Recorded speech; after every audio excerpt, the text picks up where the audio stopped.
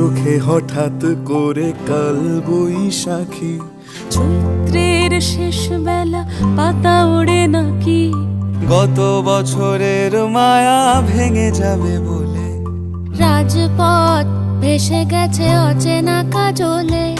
দু চোখে হঠাৎ করে কাল বৈশাখী, চৈত্রের শেষ বেলা পাতা ওড়ে নাকি, গত বছরের মায়া ভেঙে যাবে বলে, রাজপথ ভেসে গেছে অচেনা কাজলে।